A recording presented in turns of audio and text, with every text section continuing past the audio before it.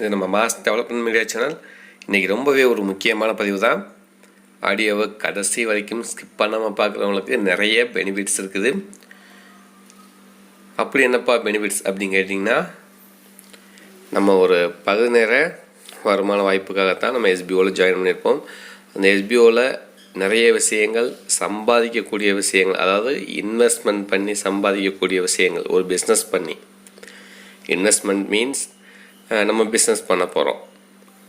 இந்த business investment பண்ணி தான் பண்ண முடியுமா, இல்லை இன்வெஸ்ட்மெண்ட் பண்ண முடியுமா, இல்லை நம்ம எஸ்பிஓவில் ட்ராவல் பண்ணுறதா அப்படின்னு நிறைய குழப்பத்தில் இருக்கவங்களுக்கு ஒரு விடை கிடைக்கும்னு நினைக்கிறேன். சரி, என்னென்னு பார்த்தலாமா?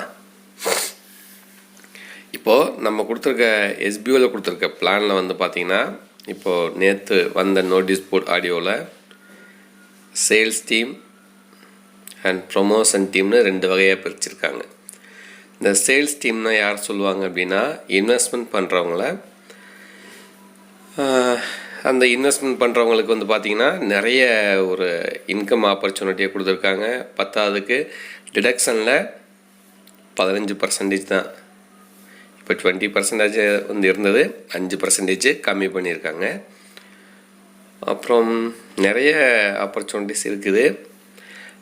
இது போக இந்த ப்ரொமோஷன் டீம் அப்படின்னு சொல்கிறீங்களே, அவங்க யார் அப்படின்னு கேட்டிங்கன்னா,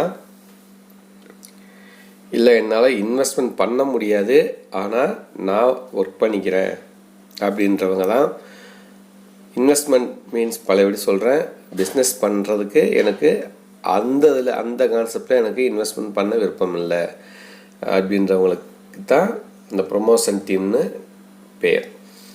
அவங்களுக்கு எப்படின்னா, சேல்ரி, ட்ரைனிங் பீரியடில் இவ்வளோ, அப்புறம் ஸ்டாண்டர்ட் இன்கம் இவ்வளோ அப்படின்னு கொடுத்துருக்காங்க.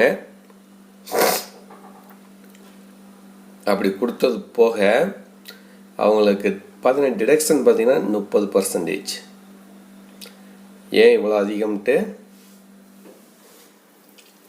தெரியல, இருந்தாலும் நோட்டீஸ் போர்டு வாட்ச் பண்ணால் எல்லா விளக்கமும் கிடைக்கும்னு நினைக்கிறேன்.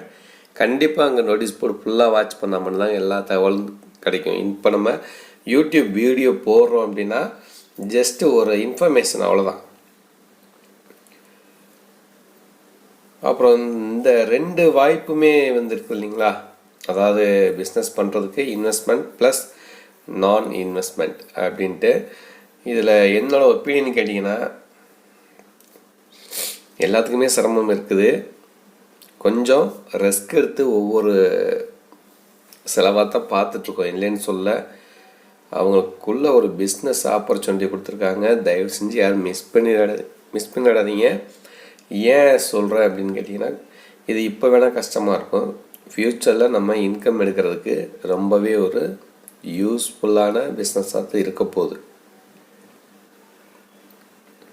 ஏன்னா ஒவ்வொரு டைமும் வந்து ஒவ்வொரு பிரேக்கில் நிறைய ஆப்பர்ச்சுனிட்டிஸ் நம்ம மக்களுக்கு தேவையான விஷயங்களாக தான் கொடுத்துட்ருக்காங்க. அதுவும் ரொம்பவே ஈஸியான ஒர்க்காக தான் கொடுத்துட்ருக்காங்க. இப்போ கொடுத்துருக்க பிளானும் கூட வந்து பார்த்திங்கன்னா நல்ல இன்கம் வரக்கூடிய ஒரு பிளான் தான். இது போக அன்லிமிட்டெட் இன்கம் எடுக்கக்கூடிய அந்த ப்ராடக்ட் ரிவ்யூஸ், இந்த மாதிரி விஷயங்கள்லாம் இருக்குது.